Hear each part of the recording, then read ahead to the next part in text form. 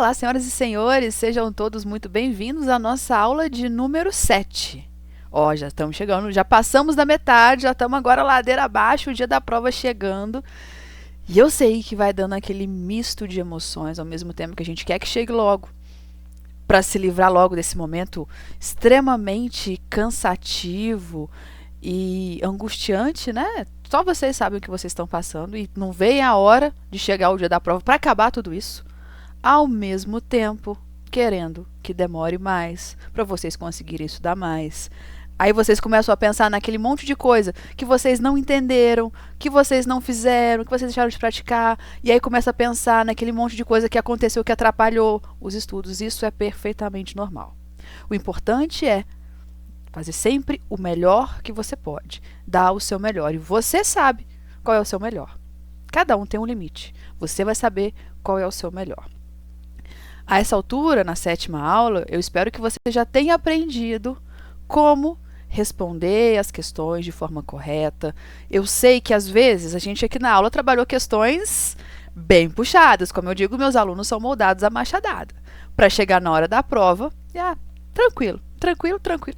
Então a gente molda a machadada, mas agora a gente começa a fazer questões estilo FGV. Vocês vão perceber que nessa lista a gente tem questões que já foram cobradas e outras questões inéditas, mas sempre mantendo o nível da FGV. E aquelas questões mais puxadinhas, que eu quero que eu faço para vocês errarem, me perdoem, mas vocês sabem, eu faço para vocês errarem aqui comigo, para a gente corrigir. As dúvidas que vocês tenham, vocês me mandam, eu tenho certeza que no dia da prova você não erra de novo. Porque sabe o melhor professor que tem? O erro. Aquilo que a gente erra, a gente não esquece de novo. Então vamos lá, chega de enrolação, vamos começar a fazer as questões. Lembrando que o nosso combinado é começar lendo pelas perguntas, né? E depois a gente lê o enunciado. Indique a alternativa jurídica que viabilizaria a interposição do recurso ordinário sem a necessidade da sociedade empresária desembolsar o numerário do depósito recursal, considerando que, pela narrativa, ela não é beneficiária da justiça gratuita. Justifique. E se a sociedade empresária tivesse a recuperação judicial deferida pela justiça comum antes da sentença, como ficaria a questão do depósito recursal para fins de interposição do recurso ordinário por ela desejado? Justifique. A Sociedade Empresária Madeiras de Lei contratou você como advogado para defendê-la em uma reclamação trabalhista proposta pelo ex-empregado Roberto. Então, você é advogado da Sociedade Empresária Madeiras de Lei. Após devidamente contestada e instruída a demanda, a sentença foi prolatada, julgando o pedido procedente em parte.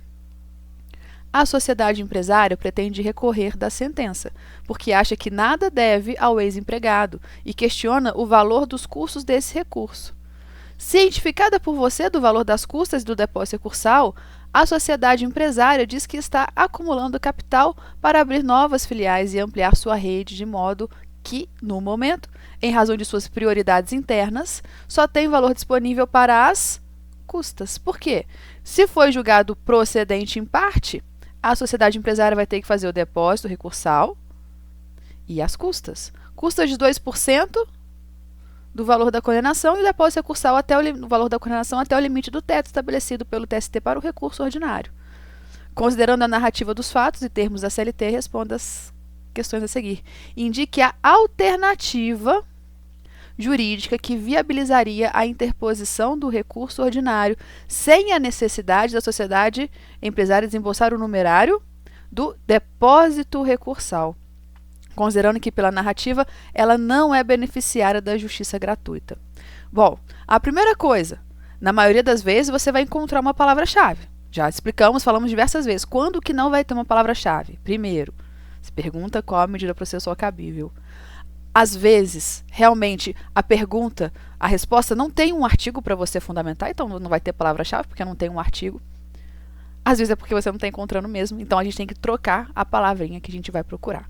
Mas não procurem como se fosse caça-palavra. Nem sempre a palavra-chave vai estar expressa literalmente. Às vezes você precisa interpretar a questão para chegar na palavra-chave. Não é o caso dessa letra A, porque aqui, ó, facilmente a gente procura por depósito recursal. E aí a gente procurando por depósito recursal, olha o artigo 899 aí. E lá no parágrafo 11 tem a nossa resposta. Olha o que ele diz. No artigo 899 da CLT, os recursos serão interpostos por simples petição e terão efeito meramente devolutivo, salvo as exceções previstas nesse título, permitida a execução provisória até a penhora. Aí lá no parágrafo 11, fala que o depósito recursal poderá ser substituído por fiança bancária ou seguro garantia judicial. E aqui, antes de a gente responder, eu aproveito para te lembrar. Você está marcando no seu material os artigos que a gente fala aqui na aula? Porque é para marcar. Eu coloco o artigo na tela para você olhar no seu material e você marcar. Não é à toa. Porque depois que eu pergunto, professora, faz uma aula de marcação, faz uma aula de marcação. A melhor marcação é aquela que você faz quando você encontra a fundamentação. Já cansei de falar isso, já cansei de falar. A melhor forma de vocês fazerem marcações é quando você encontra a resposta, você marca, porque você vai lembrar e vai saber por que você está marcando aquele artigo. Se eu faço uma aula aqui, marco o artigo tal, artigo tal, artigo tal. Para você não vai adiantar de nada. Vai estar marcado. Tá, vai facilitar um pouquinho, vai. Mas você não vai saber porque você marcou. Não faz sentido. Então, a melhor forma é você marcar no seu material. Certo? Se você não marcou, assiste todas as aulas que a gente já gravou aqui, pega todas elas, vai assistindo e vai marcando todos os artigos que a gente já falou. Ainda tem tempo de recuperar. A aula gravada está aqui também para isso, para te ajudar nisso. Respondendo, então, o depósito recursal pode ser substituído por fiança bancária ou seguro garantia judicial. Lembrando que a gente não pode transcrever o artigo, literalmente. Se a gente tiver necessidade de colocar igualzinho, que às vezes você pode sentir, lembra que é importante contextualizar depois, porque o que não pode é a mera transcrição. Então, letra A, indique a alternativa jurídica que viabilizaria a interposição do recurso ordinário sem a necessidade da sociedade empresária desembolsar o numerário do depósito recursal, considerando que, pela narrativa, ela não é beneficiária da gratuidade de justiça, justifique. A sociedade empresária pode substituir o depósito recursal em dinheiro por fiança bancária ou seguro garantia judicial, na forma do artigo 899, parágrafo 11 da CLT, para viabilizar a interposição do recurso. Respondeu o quê? Fundamentou, não transcreveu literalmente, dá a resposta perfeita. Letra B. Se a sociedade empresária tivesse a recuperação judicial deferida pela Justiça comum antes da sentença, como ficaria a questão do depósito recursal para fins de interposição do recurso ordinário por ela desejado? Aqui, gente, não é que a palavra-chave mudou para recuperação judicial. Você pode procurar por recuperação judicial, você vai achar também. Aqui a gente continua falando sobre o depósito recursal. A grande questão é, se a reclamada tivesse a recuperação judicial decretada antes da sentença, como que ficaria? Ou seja, empresa em recuperação judicial faz depósito recursal? Se faz, como é? Então, dentro ainda de depósito recursal, a gente vai chegar agora no mesmo artigo 899, só que no parágrafo 10. E o que diz esse parágrafo 10? São isentos do depósito recursal os beneficiários da justiça gratuita, as entidades filantrópicas e as empresas em recuperação judicial, que é a nossa resposta aqui. Parágrafo 10, então, fala aqueles que são isentos de depósito recursal. O parágrafo 9 lembra que fala que são, se você não marcou, aproveita, marca ele aí, que fala quem são os que recolhem depósito recursal pela metade. Letra B, então, se a sociedade empresária tivesse a recuperação judicial deferida pela justiça comum antes da sentença, como ficaria a questão do depósito recursal para fins de interposição do recurso ordinário por ela desejado? Justifique. Nesse caso, a sociedade empresária ficaria isenta do depósito recursal na forma do artigo 899, parágrafo 10 da CLT. Próxima questão. Caso você fosse contratado pela empresa, e gente, lembrando, é muito importante de que lado você está. Você, como advogado, vai estar uma hora de um lado, outra hora de outro. E aqui na questão é importante você perceber de que lado que você está a todo momento. Porque você vai buscar teses que favoreçam ao seu cliente. Caso você fosse contratado pela empresa, que reconhece não ter concedido o intervalo para a refeição, que tese jurídica você poderia advogar em defesa dos interesses da reclamada para reduzir eventual condenação? Aqui tem duas coisas importantes nessa pergunta. Olha só, Tese jurídica. Gente, tese jurídica é como se fosse uma tese de mérito. Se você representa a empresa, é como se fosse uma tese para você contestar a reclamação trabalhista. Tese jurídica, tese de mérito. Sempre que vier tese, tese de mérito. E mais outra dica. Sempre que vier reduzir, pensa assim. Já está feia a coisa. Já está feia a coisa. Você já perdeu. Mas dentre aquilo que você perdeu, você pode minimizar o prejuízo. Então, quando o enunciado, quando a pergunta falar para reduzir o prejuízo, minimizar os danos, já dê o pedido por perdido.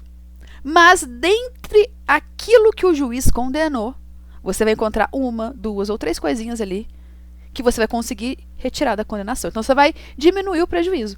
Então, sempre que o enunciado perguntar o que você faria, que tese você alegaria para reduzir o prejuízo, você vai caçar ali naquelas informações o que está errado. Vai ter uma ou outra coisinha que vai estar sobrando ali naquela condenação. Vai por mim que vai dar certo. Letra B. Caso a reclamação trabalhista proposta por Rezende não identificasse nenhum valor, mas apenas a indicação dos direitos que ele postulava, que preliminar você advogaria em favor da empresa. Preliminar, gente. Já está falando aqui preliminar, né? Preliminar de contestação, porque a gente está representando a empresa. Mas vamos lá. Essa letra B sempre precisa ler o enunciado, por isso que a gente começa por ele. Rezende, contratado em 5/4/2019 como cozinheiro no restaurante Paladar Supremo Limitada, trabalhava de segunda a sexta-feira, das 6 às 0 horas, sem intervalo. Em 4/9/2019, Rezende foi dispensado sem justa causa e ajuizou a reclamação trabalhista postulando o pagamento de 1 hora diária de adicional, com adicional de 50% em razão do intervalo para refeição não concedido, além da integração dessa hora com o adicional de 50% ao 13º salário, às férias, ao FGTS e ao repouso semanal remunerado. Considerando a situação apresentada e os termos da CLT, responda aos itens a seguir. Letra A. Caso você fosse contratado pela empresa que reconhece não ter concedido o intervalo para alimentação, para refeição, que tese jurídica você poderia advogar em defesa dos interesses da reclamada para reduzir eventual condenação. O que a gente olha aqui? Ó? O que o juiz condenou? Vamos lá. Condenou 1 hora diária. Condenou não, né? O que ele pediu? 1 hora extra diária com adicional de 50%, em razão do intervalo para refeição não concedido, além da integração dessa hora com o adicional de 50% ao 13º, às férias, ao FGTS, ao repouso semanal remunerado.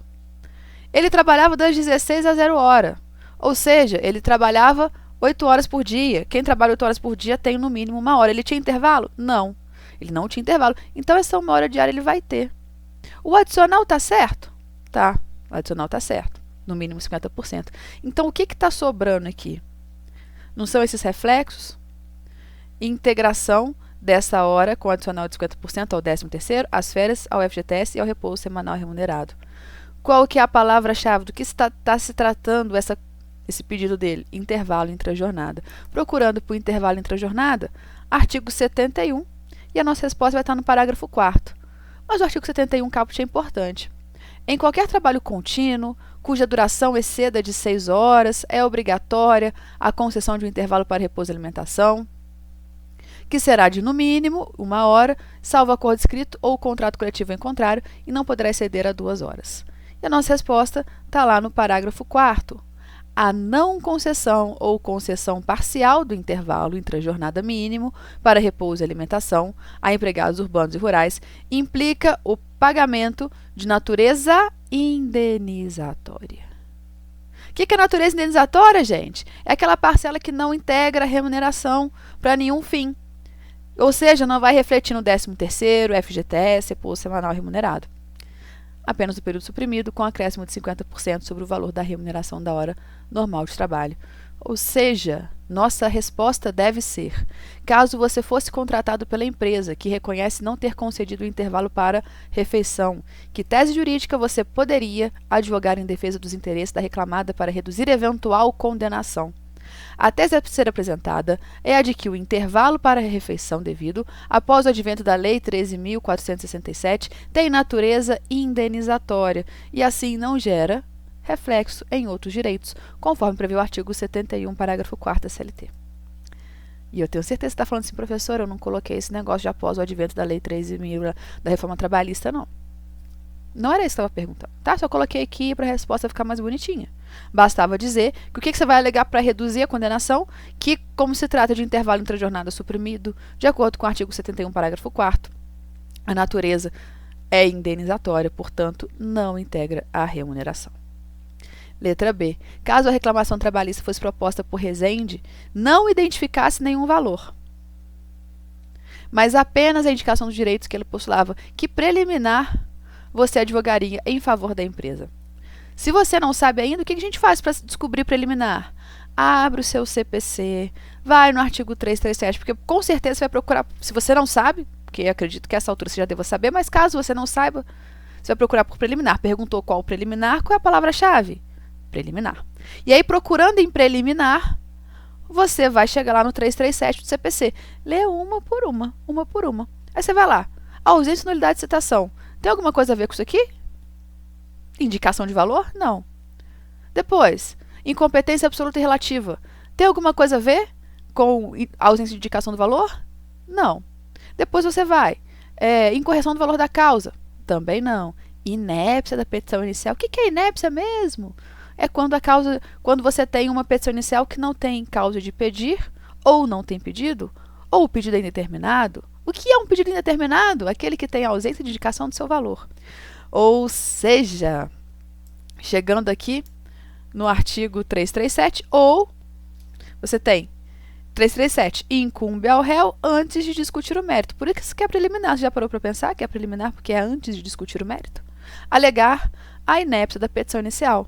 E o artigo 330 diz que a petição inicial será indeferida quando for inepta. E o que é uma petição inepta? Considera-se inepta a petição inicial quando o pedido for indeterminado. A gente pode fundamentar também na CLT. Aqui não falou qual era o rito, falou?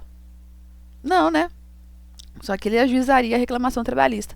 Então, eu tenho que colocar ou o artigo 840, que é para o rito ordinário, ou o 852B, que é o do sumaríssimo. A reclamação trabalhista poderá ser escrita ou verbal. Parágrafo 1º. Sendo escrita, a reclamação deverá conter a designação do juízo, a qualificação das partes, a breve exposição dos fatos de que resulte o dissídio, o pedido, que deverá ser certo, determinado e com a indicação do seu valor, a data e a assinatura do reclamante ou de seu representante. E parágrafo 3º.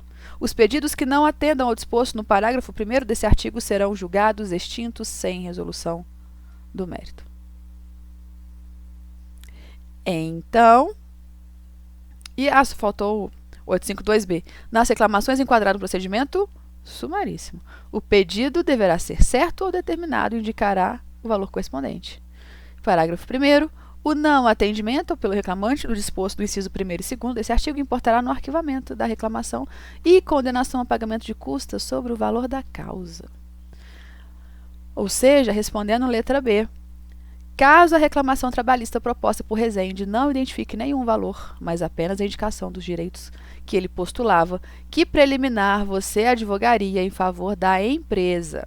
Na defesa dos interesses da empresa, deverá ser suscitada preliminar de inépcia para a extinção do processo sem resolução do mérito, nos termos dos 337, inciso 4 CPC, porque Rezende não indicou o valor dos pedidos na petição inicial, em desacordo com o que determina o artigo 840, parágrafo 1º e 3º da CLT. 330, inciso 1º, parágrafo 1º do CPC. Se você está com dúvida, lembrando, né? Perdeu a aula ao vivo, ou mesmo na aula ao vivo não quis falar sua dúvida durante a aula, pode fotografar a sua resposta, manda para mim lá no WhatsApp, que eu analiso para ver se está certo.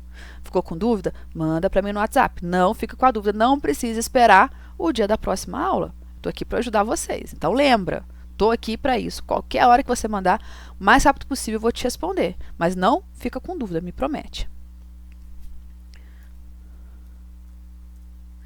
Olha o tamanho desse enunciado, é um testamento.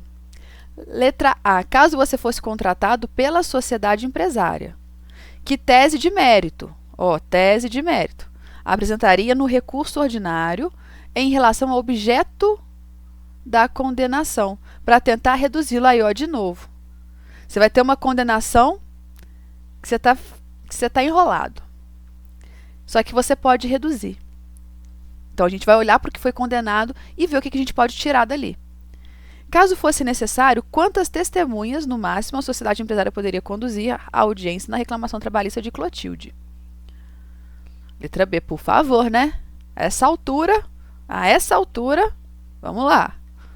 Clotilde foi contratada em 10 de dezembro de 2019 pela Sociedade Empresária Aviação Pontual Limitada, a título de experiência, por 45 dias, recebendo o valor correspondente a um salário mínimo por mês. Passado o prazo de 45 dias e não tendo Clotilde mostrado um bom desempenho no serviço, a empregadora resolveu não dar prosseguimento ao contrato, que foi extinto no seu termo final.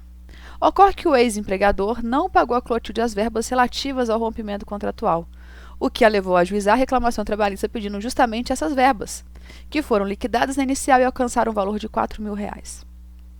Ou seja, se é R$ 4.000, a gente está falando do rito sumaríssimo.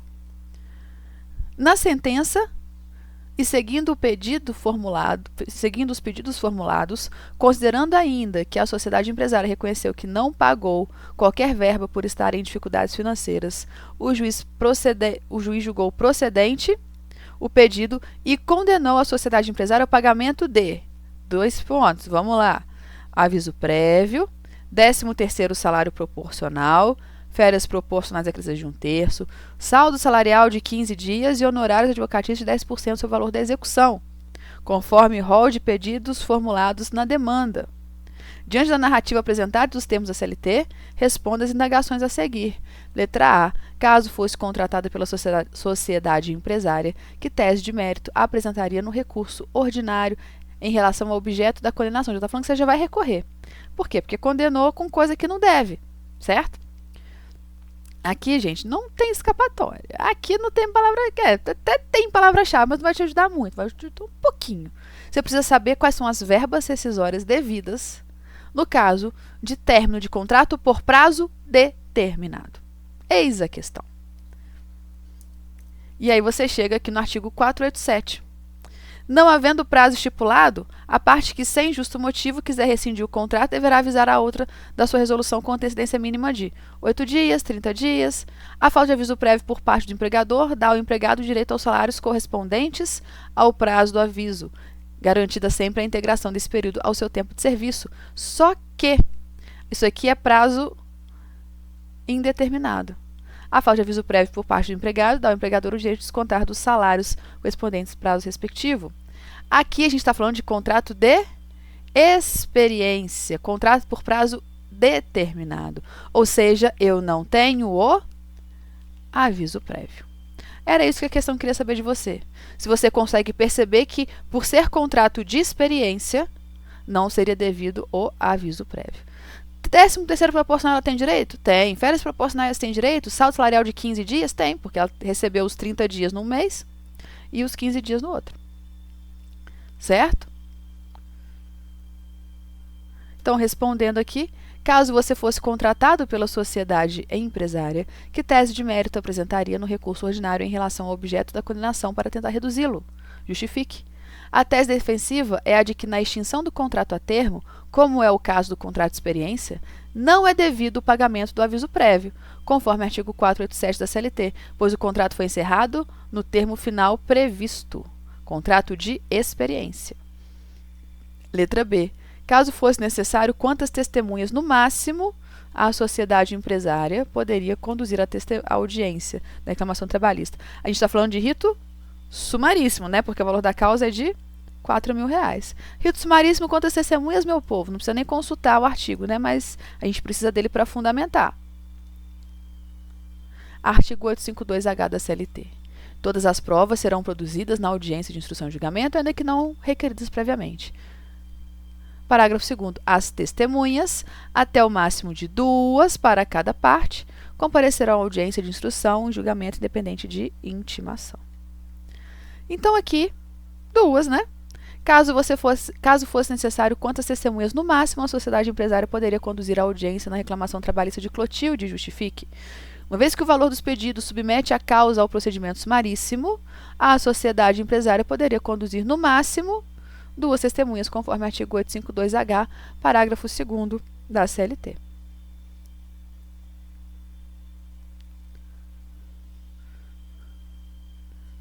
Maria pode pleitear a responsabilidade da indústria de chocolates, tomadora de serviços, fundamente, e Maria poderia ser contratada com um salário menor do que os empregados da indústria de chocolates.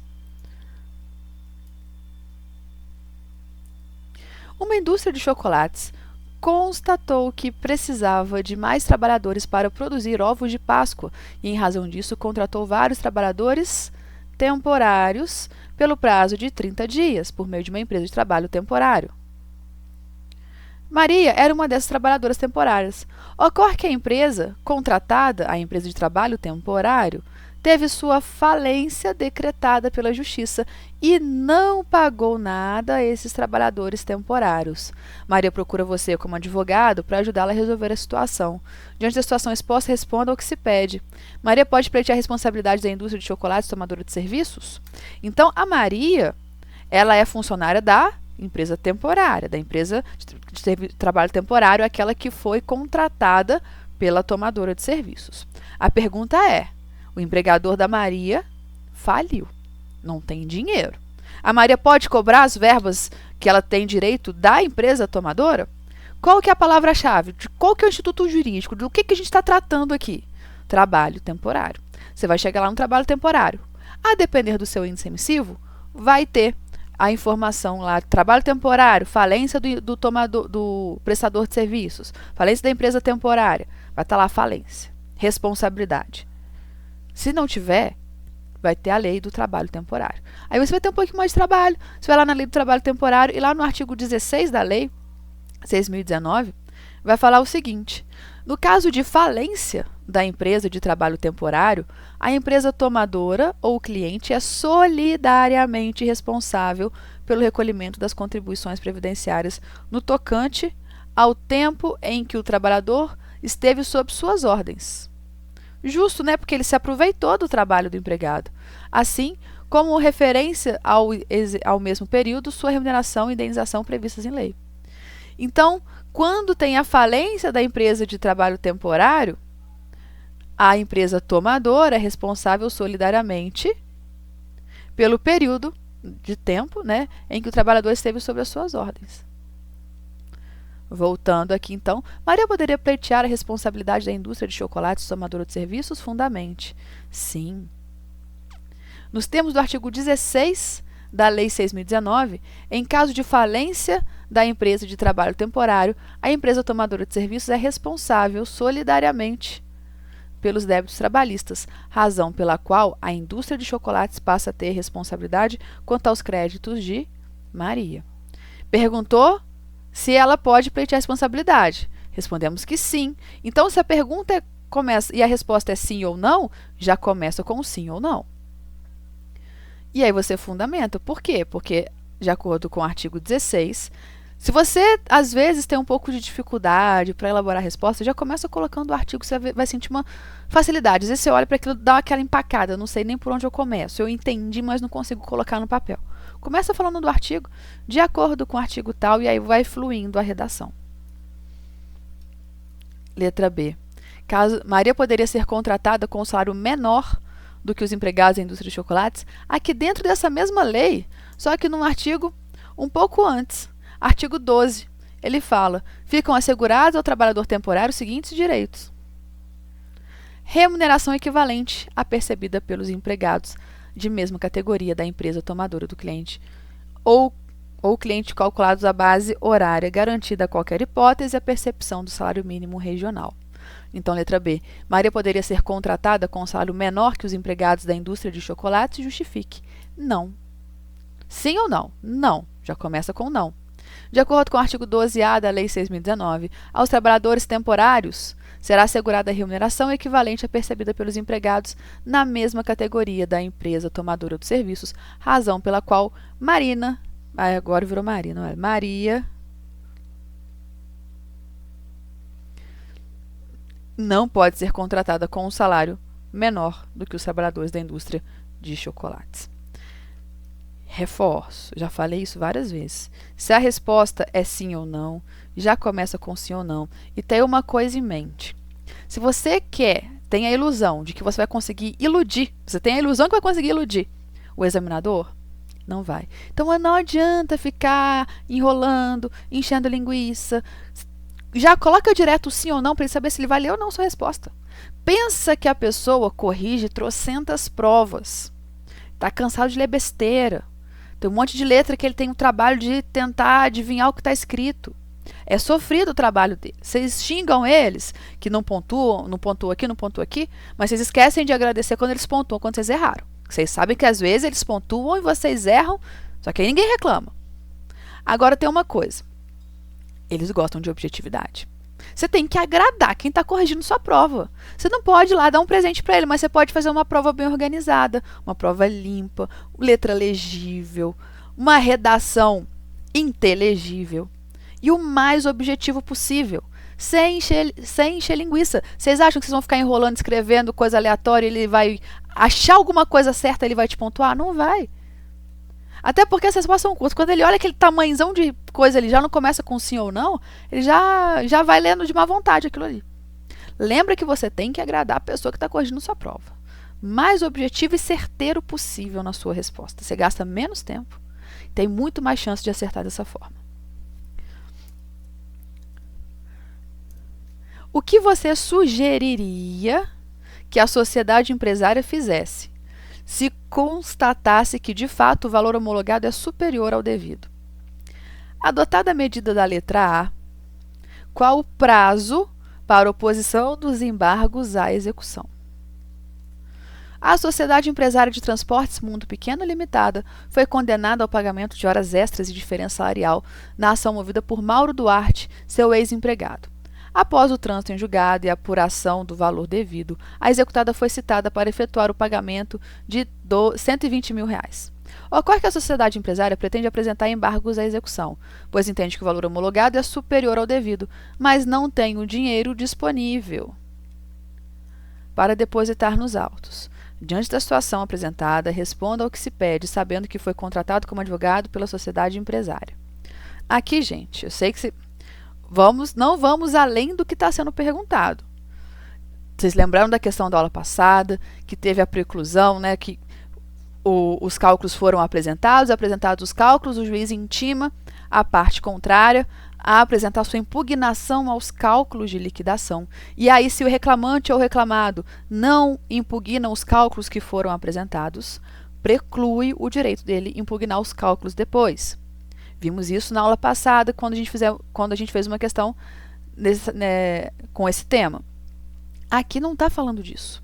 Aqui está mais para frente, olha só. Aqui já tem a sentença de liquidação. O juiz já homologou os cálculos.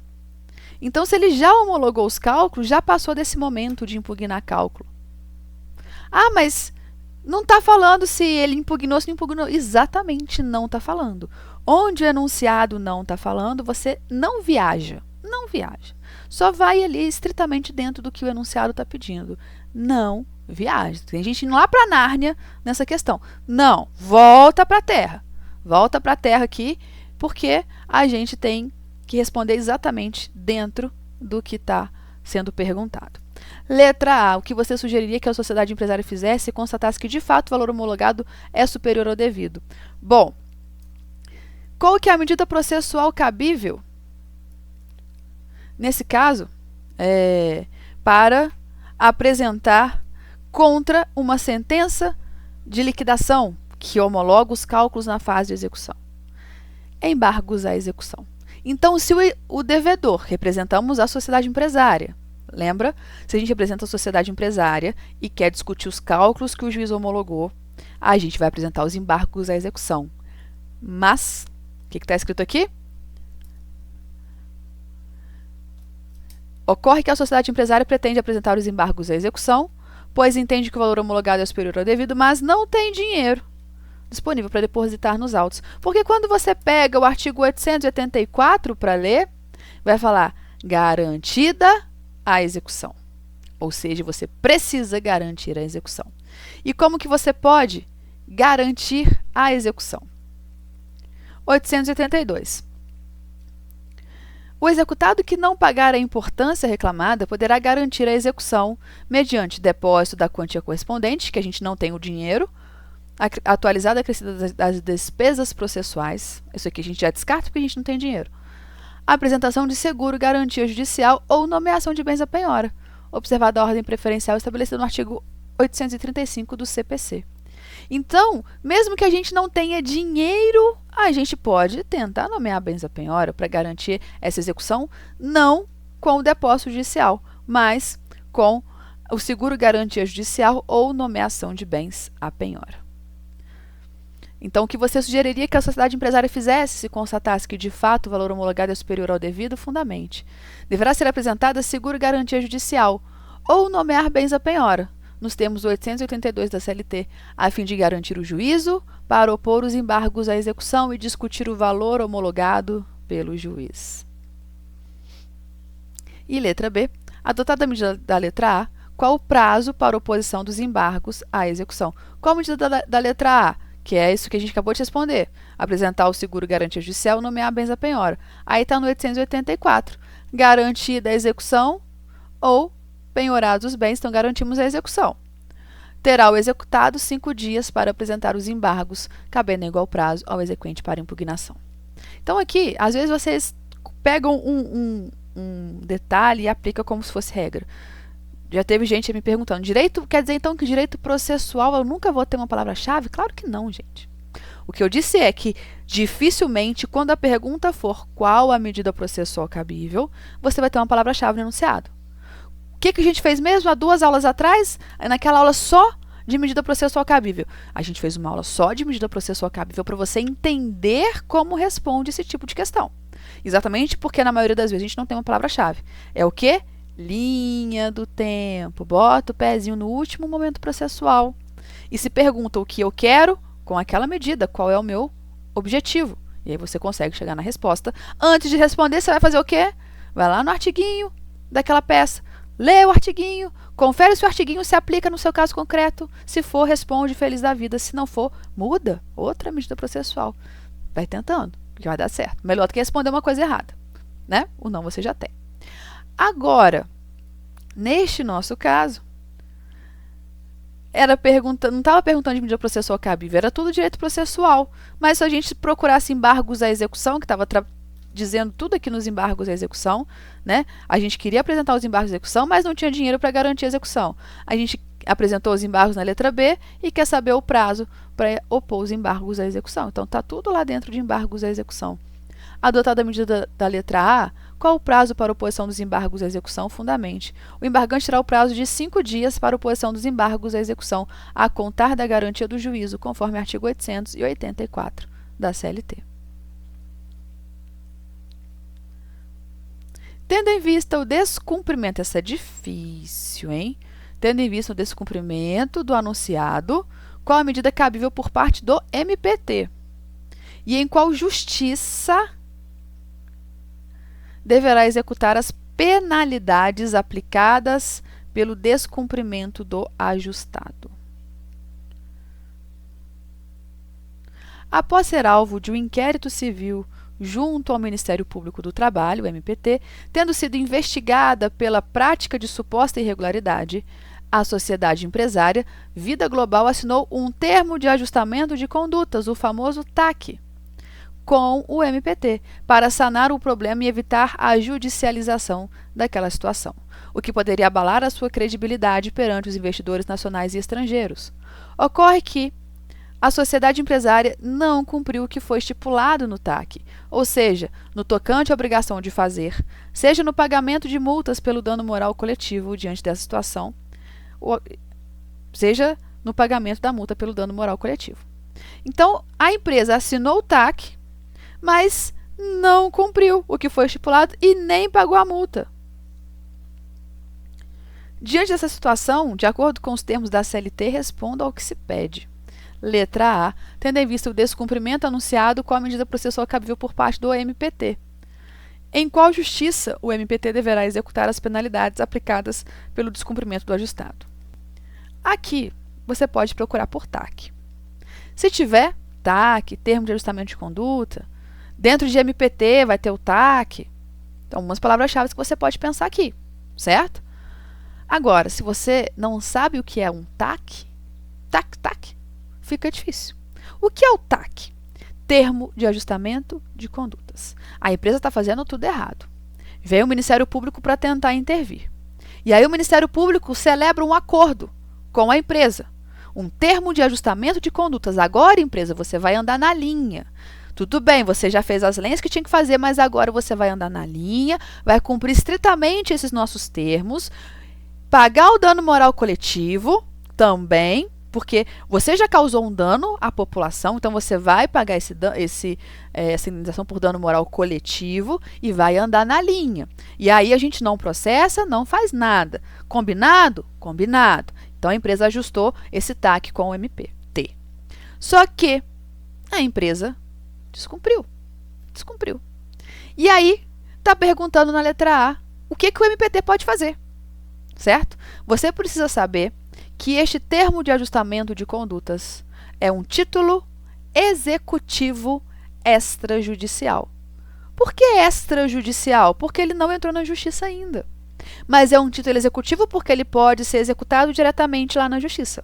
Então, ele não precisa passar por nenhuma fase de cognição, fase de conhecimento, de instrução, de provar nada. Ele vai executar o que está naquele TAC. Então, tem o TAC, tem as penalidades ali. O que pode fazer? Executar, então, este TAC.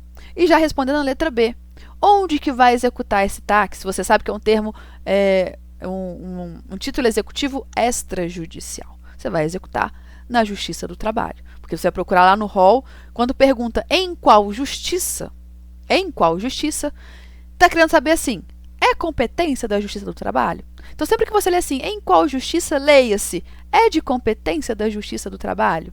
E onde está a competência da Justiça do Trabalho? A maioria está lá no artigo 114 da Constituição. Mas nesse aqui ainda tem um artiguinho da CLT que te ajuda. Vamos lá para ele? É o artigo 876 da CLT. Olha só. Artigo 876. As decisões passadas em julgado, ou das quais não tenha havido recurso sem efeito suspensivo, os acordos, quando não cumpridos, os termos de ajuste de conduta firmados perante o Ministério Público do Trabalho e os termos de conciliação firmados perante a Comissão de Conciliação Prévia serão executados pela forma estabelecida neste capítulo. Gente, eu estou falando da CLT. CLT rege o quê? Relação direito do trabalho. Logo, necessariamente, se está ali naquele capítulo, vai ser regido pela CLT. Vai ser regido pela CLT. Qual que é a justiça competente? Obviamente, Justiça do Trabalho.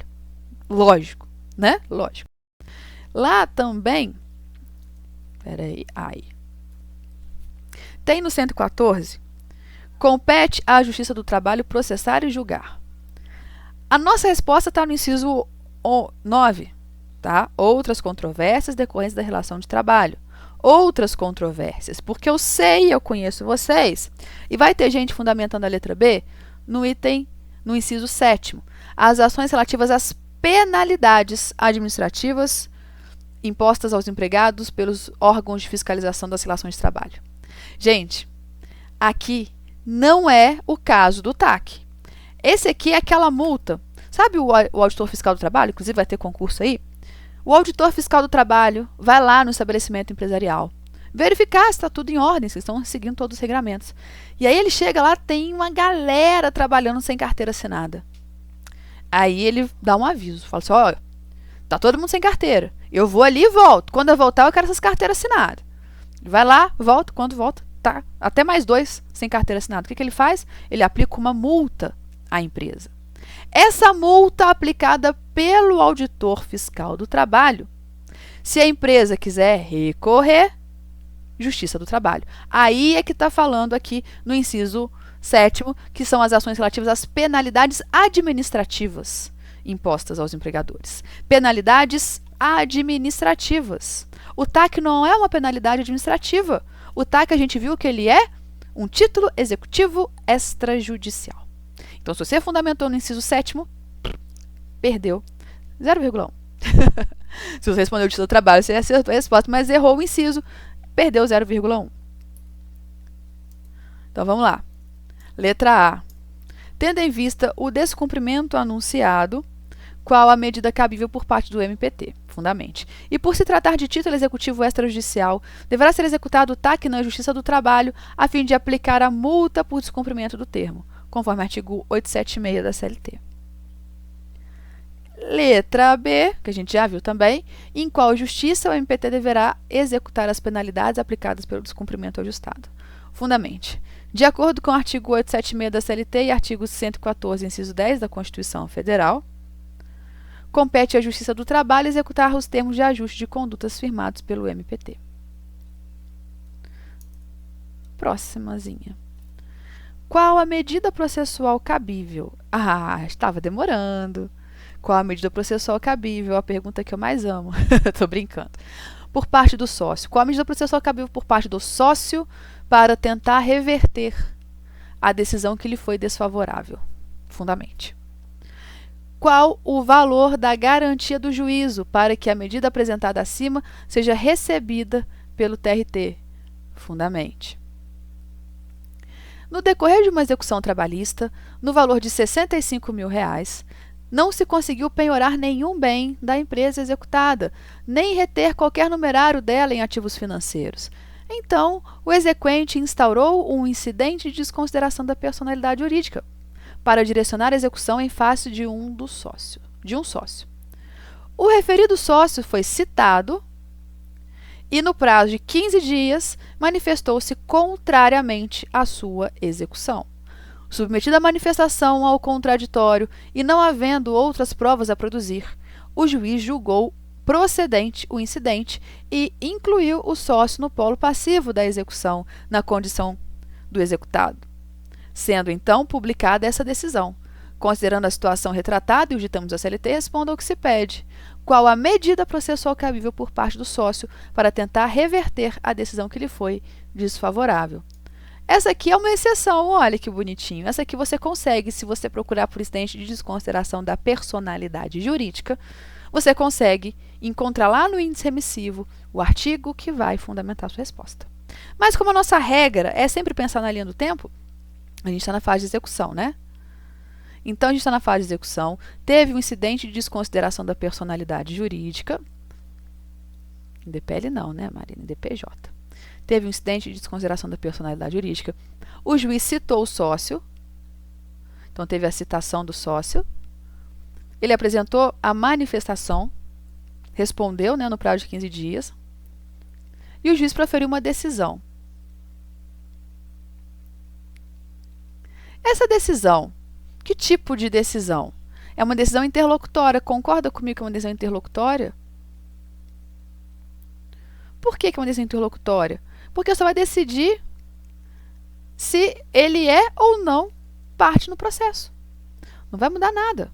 Não vai extinguir nenhuma fase do processo. Não é uma decisão terminativa, não é uma decisão definitiva. É uma decisão interlocutória porque só vai incluir ou não o sócio. No caso, aqui incluiu. Decisão interlocutória. Regra é, decisão interlocutória cabe recurso de imediato? Regra, não.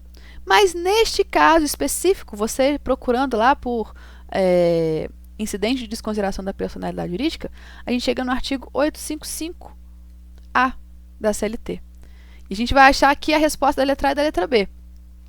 Aplica-se ao processo do trabalho o incidente de desconsideração da personalidade jurídica, previsto no 133 a 137 do CPC. Parágrafo 1º da decisão interlocutória. Então, se você não sabia que era decisão interlocutória, você acabou de descobrir. Da decisão interlocutória que acolher ou rejeitar o incidente. Na fase de cognição, também chamada de fase de conhecimento, não cabe recurso de imediato. Agora, na fase de execução, que é onde nós estamos, na execução trabalhista, na execução, cabe agravo de petição, independentemente de garantia do juízo.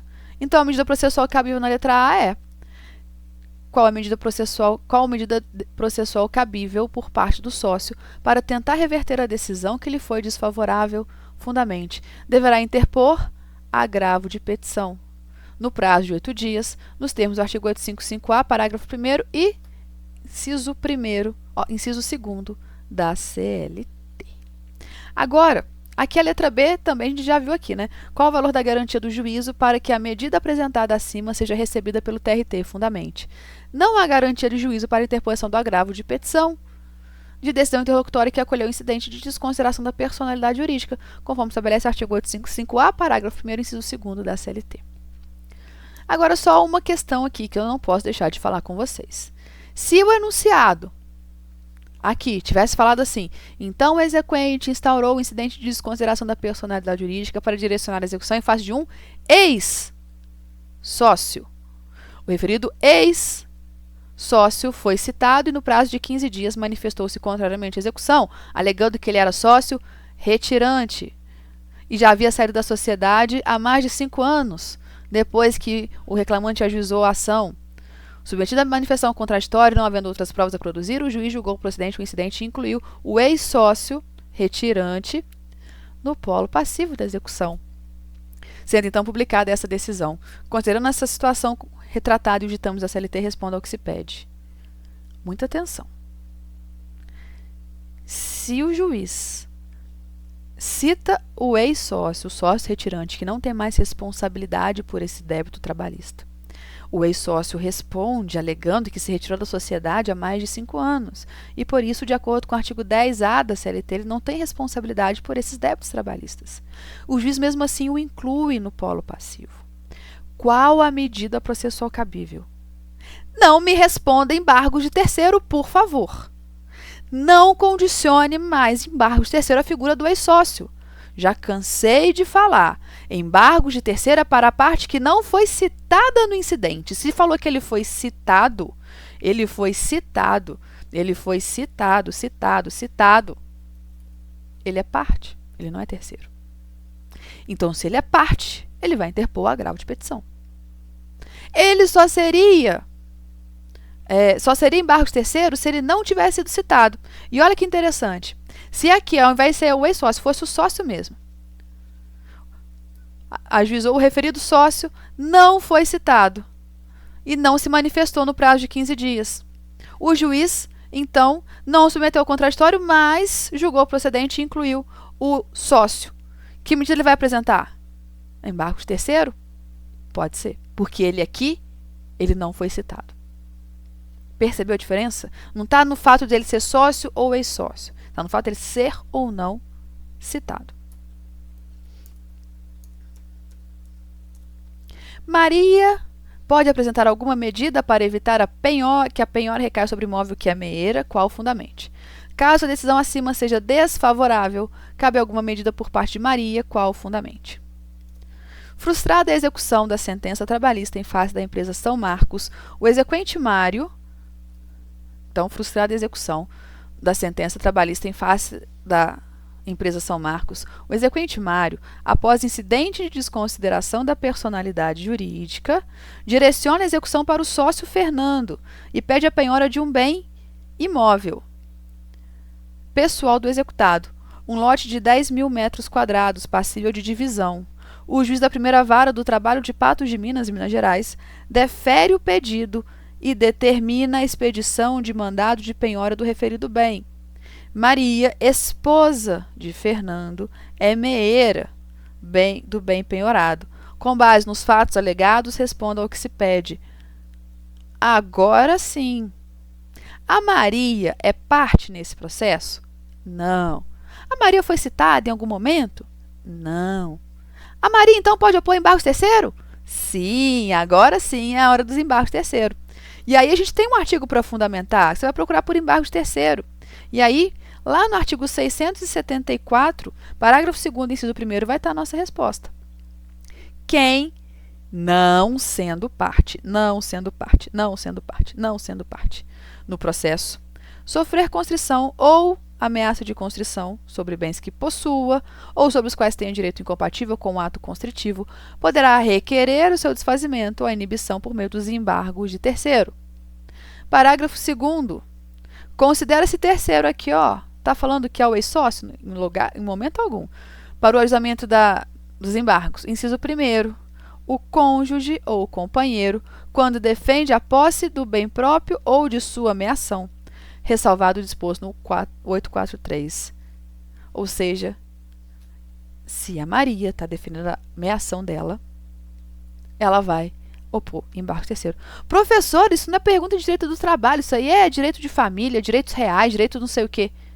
Interdisciplinariedade, meu amigo. Vai estar presente, lembra do edital? Interdisciplinariedade, a gente vai misturando. E aqui a gente está falando de uma execução trabalhista. Então, é embargo de terceiro. Maria pode apresentar alguma medida para evitar que a penhora recaia sobre o imóvel que é meeira? Maria pode, sim, sim, sim. Começa com sim ou não. Maria pode apresentar embargo de terceiro de acordo com o artigo 674, parágrafo 2º, inciso 1º do CPC. Letra B. Caso a decisão acima seja desfavorável, cabe alguma medida por parte de Maria. Então, teve lá a execução.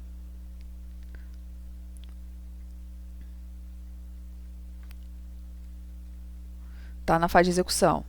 E aí, teve um incidente de desconsideração da personalidade jurídica, incluiu o Fernando.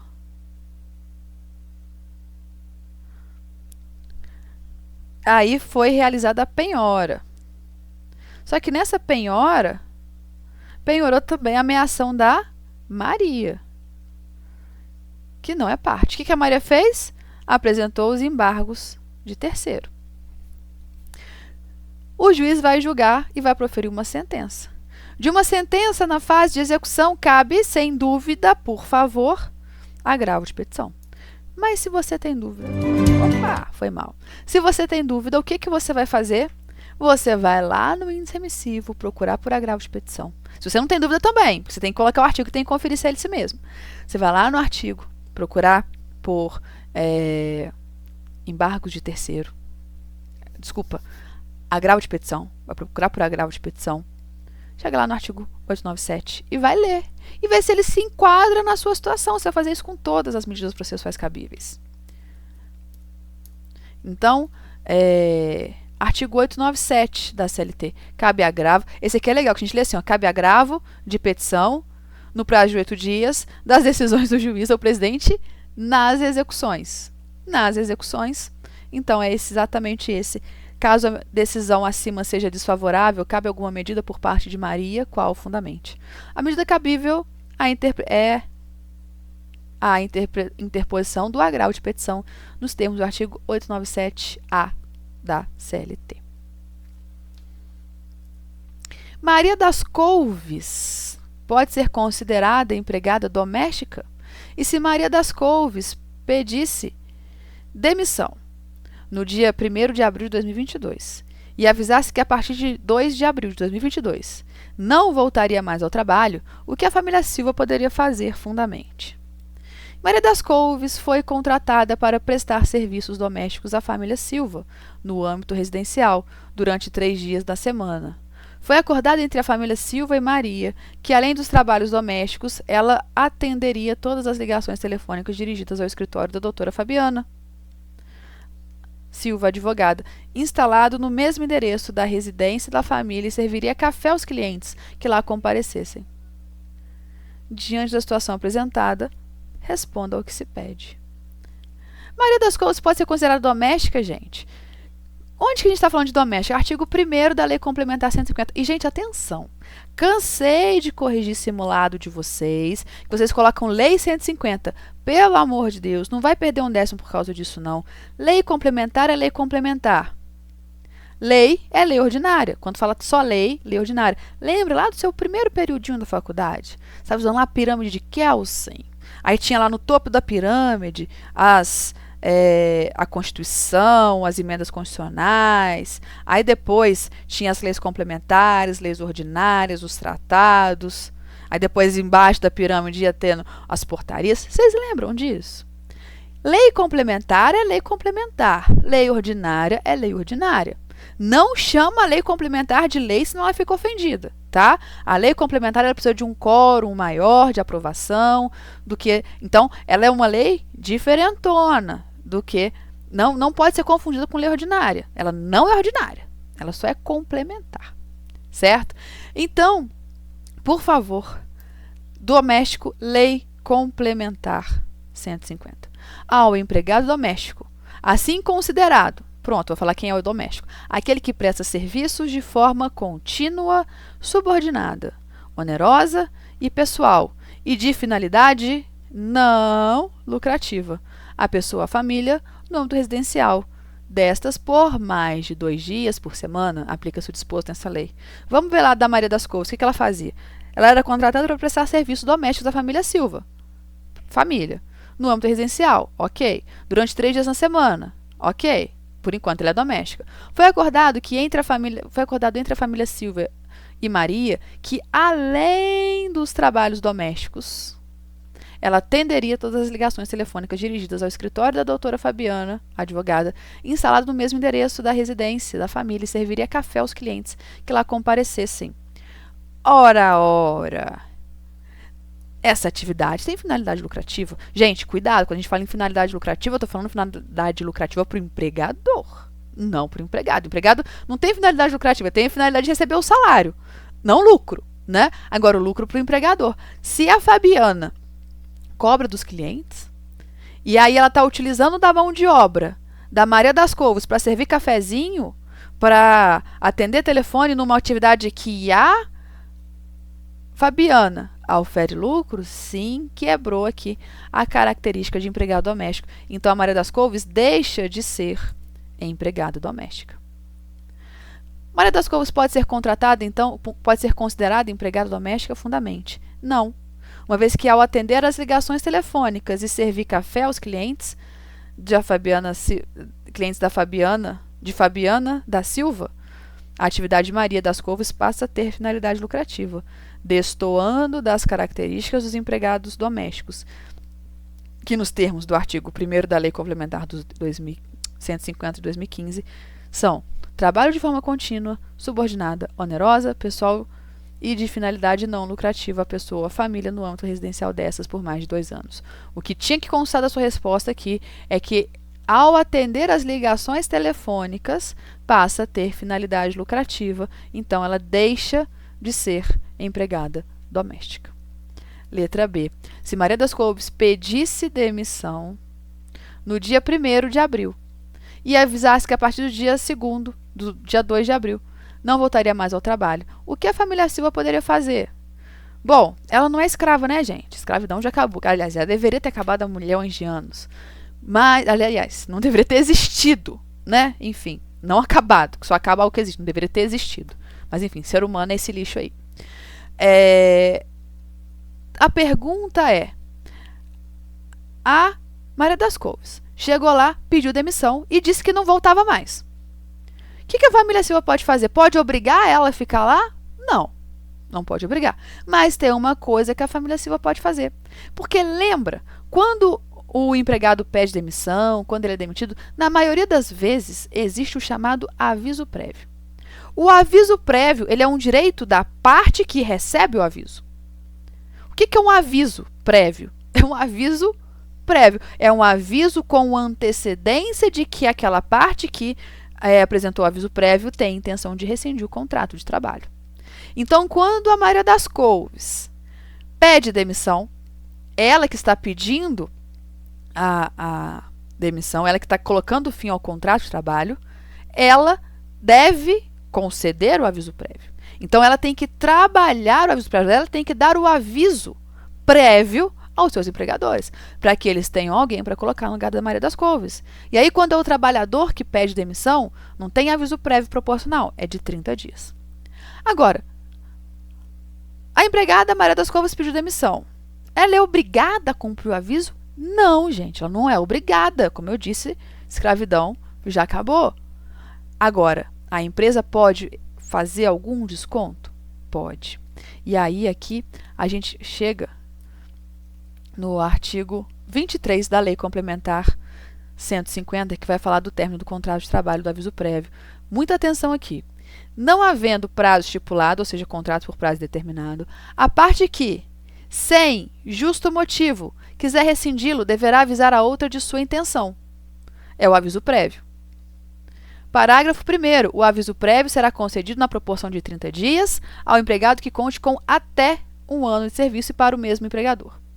Parágrafo 2º. O aviso prévio previsto nesse artigo, devido ao empregado, serão acrescidos de 3 dias por ano de serviço prestado para o mesmo empregador, até o máximo de 60, perfazendo um total de 90 dias.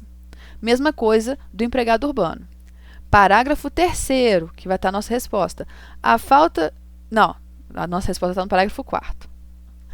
A falta de aviso prévio por parte do empregador dá ao empregado direito aos salários correspondentes ao prazo do aviso, garantida sempre a integração desse período ao seu tempo de serviço, com o aviso prévio indenizado também, né? E agora o parágrafo 4º. A falta de aviso prévio por parte do empregado dá ao empregador o direito de descontar os salários correspondentes ao prazo respectivo. O valor das horas extraordinárias habituais integra o aviso prévio indenizado.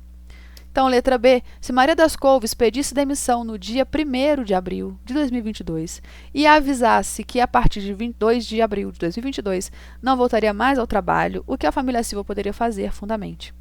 A família Silva poderia descontar o valor correspondente ao aviso prévio, tendo em vista que Maria das Couves pediu demissão e se recusou a cumprir o período de aviso, de acordo com o artigo... E eu coloquei um artigo aqui, gente. Eita, nós. Artigo 23, parágrafo 4º.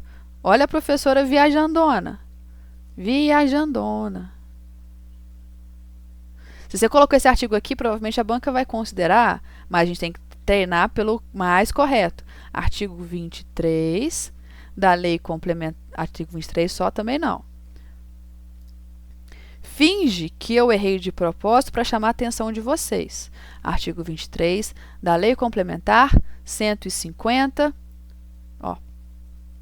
parágrafo 4º. Artigo 23, parágrafo 4º da Lei Complementar 150 de 2015. Certo? Tem que colocar específico. Se você está falando de empregado doméstico, tem que fundamentar sempre na Lei Complementar 150 de 2015.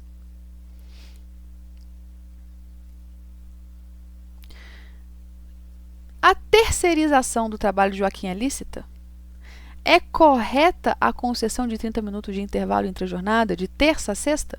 Qual a consequência caso Joaquim ajuize reclamação trabalhista contra as empresas? Joaquim foi contratado pela empresa Limpe Bem para prestar serviços como auxiliar de limpeza na sede da empresa Bom de Bico. Ele trabalhava das 7 às 19, com 30 minutos de intervalo para alimentação e descanso, de terça a sexta, e aos sábados e domingos, das 7 às 13, sem intervalo, mas com folga às segundas-feiras. Joaquim não recebia horas extras, mas poderia descansar as horas trabalhadas além da jornada, conforme negociação firmada com o empregador em acordo de compensação de horas, famoso banco de horas. Joaquim faltou por 3 dias seguidos e, ao chegar ao trabalho, muita atenção, ao chegar ao trabalho, foi surpreendido com a aplicação de uma advertência pelo chefe de departamento de limpeza da empresa Bom de Bico. Mas, gente, ele era contratado da empresa Limpe Bem. A empresa Bom de Bico é a contratante, né, a tomadora de serviços. Mas a empresa tomadora de serviços, ela é empregadora do Joaquim?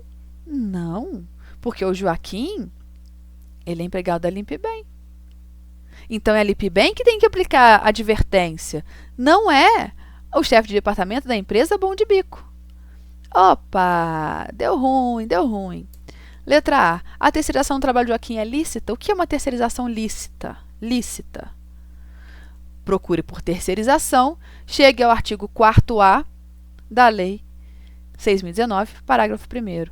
Considera-se prestação de serviços a terceiro a transferência feita pela contratante da execução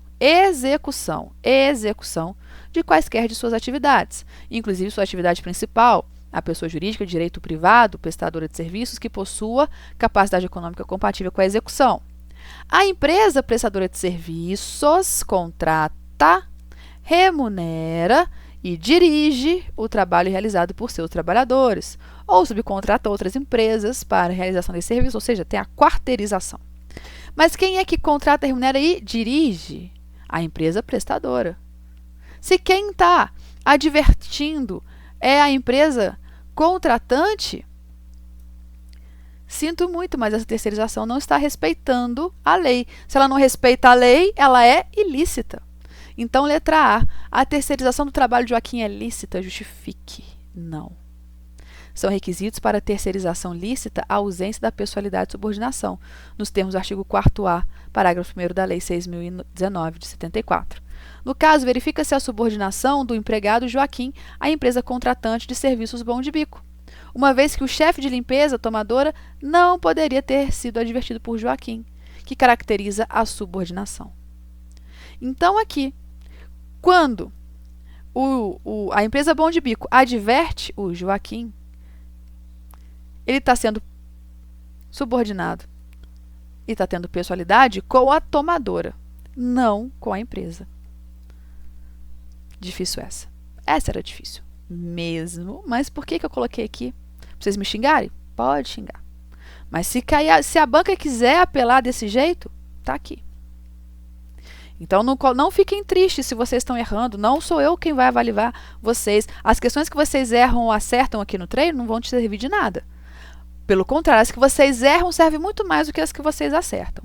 Então, não fique achando que você não sabe nada, que eu estou pegando muito pesado. Essa questão aqui era realmente porque eu queria chamar sua atenção para isso. Porque dificilmente você percebeu esse detalhe. A grande questão aqui era que o chefe de departamento da empresa Bom de Bico é que aplicou essa advertência. Então, tinha subordinação e a pessoalidade direta com o tomador. Ou seja, a terceirização é ilícita. Você pode terceirizar o que você quiser na atividade fim. Os empregados que lá trabalham são empregados da terceirizada. A empresa contratante não pode dar ordens a ele. A empresa contratante não pode dar palpite no uniforme deles. A empresa contratante não pode punir esses empregados. A empresa contratante não pode pedir favor a esses empregados. Não pode escolher quem vai lá trabalhar. Costuma e sempre o mesmo empregado.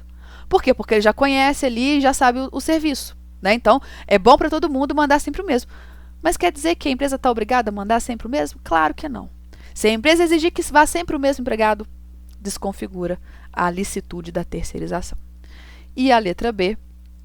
É correta a concessão de 30 minutos de intervalo entre a jornada de terça a sexta e com a consequência caso Joaquim ajuize reclamação trabalhista contra as empresas. Aí a gente tem que voltar aqui e ver que de terça a sexta ele trabalhava das 7 às 19 horas com 30 minutos de intervalo. Olha, ele tinha mais de 8 horas? Tinha, ele trabalhava 11 horas e meia, né, com esses 30 minutos de intervalo aqui. Então, ele tem direito a 1 hora? Tem direito a 1 hora. Então, ele vai pedir aqui intervalo interjornada, né, porque você está falando de intervalo, vai procurar pelo intervalo interjornada. E aí a gente chega aqui só para a gente rever essa questão. Artigo 31. Em qualquer trabalho contínuo, cuja duração exceda 6 horas, é obrigatória a concessão de um intervalo para repouso e alimentação, o qual será de no mínimo 1 hora, e salvo acordo escrito ou contrato coletivo, não poderá exceder as 2 horas. A gente já leu esse caput lá na primeira questão.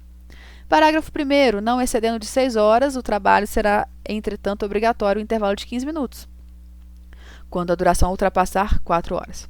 Parágrafo 2º. Os intervalos de descanso não serão computados na duração do trabalho. E o parágrafo 3º, o limite mínimo de 1 hora para repouso ou refeição poderá ser reduzido por ato do Ministro do Trabalho, Indústria e Comércio, quando ouvido o Serviço de Alimentação e Previdência Social, se verificar que o estabelecimento atende integralmente às exigências concernentes à organização dos refeitórios e quando os respectivos empregados não estiverem sob regime de trabalho prorrogados suplementares. Mas a nossa resposta está aqui, ó, artigo 71, parágrafo 4º. A não concessão ou a concessão parcial do intervalo entre a jornada mínimo para repouso e alimentação a empregados urbanos e rurais implica o pagamento de natureza indenizatória apenas do período suprimido com acréscimo de 50% sobre o valor da remuneração da hora normal. O artigo 611-A fala que a convenção coletiva e o acordo coletivo de trabalho têm prevalência sobre a lei quando, entre outros, dispuser sobre intervalo entre a jornada, respeitando o limite mínimo de 30 minutos para jornadas superiores a 6 horas. Opa, pera, volta. Está perguntando se é correta. Vamos ver aqui. Ele tinha mais 6 horas. Peraí, que eu botei o negócio errado. Ele tinha mais de 7 horas, com 30 minutos de intervalo. Mas tinha um acordo de compensação de horas, um banco de horas. E aí? É correta a concessão de 30 minutos? Esse banco de horas aqui é diferente. É correta a concessão de 30 minutos de intervalo entre a jornada de terça a sexta? E qual a consequência caso Joaquim ajuize reclamação trabalhista contra as empresas? Não. Uma vez que a redução do intervalo não foi pactuada com uma negociação coletiva, como determina o artigo 611-A da CLT. Nem houve autorização do Ministério do Trabalho para redução do intervalo, como prevê o parágrafo 3º, e em razão disso deveria ser de no mínimo 1 hora, conforme prevê o artigo 71 da CLT. Portanto, a não concessão de intervalo em sua integralidade implica o pagamento apenas do período suprimido, com acréscimo de 50%, com natureza indenizatória, nos termos do artigo 71, parágrafo 4º. Porque aqui tinha um acordo de compensação de horas, um banco de horas, mas para as horas trabalhadas além da jornada, as horas extras e não o intervalo. Tem que ter um acordo expresso, tem que ser essa negociação coletiva expressa, reduzindo o intervalo intra-jornada para 30 minutos. E não de forma geral, dizendo que as horas extras trabalhadas a mais num dia vão ser compensadas lá no banco de horas. Certo? Espero que você tenha conseguido compreender. Lembrando que se você ainda continuou com dúvida, tira foto da sua resposta, me manda lá no WhatsApp e eu respondo o mais rápido possível. Conta comigo para o que vocês precisarem. Tá chegando no fim. Tá chegando no fim, então não é hora de ficar poupando dúvida. Tá com dúvida, me manda de verdade. Eu tô aqui, meu compromisso assumido com vocês é da gente ir juntos até o dia da prova. Então, ninguém fica para trás. Aquele negócio, ninguém solta a mão de ninguém na nossa turma. Então, a gente vai junto conseguir essa aprovação lá no dia 10. Enquanto isso, eu fico aqui à disposição para te ajudar no que você precisar. Temos mais 2 aulas ainda. Vamos ver o que será dessas aulas. Te aguardo lá. Tchau, tchau.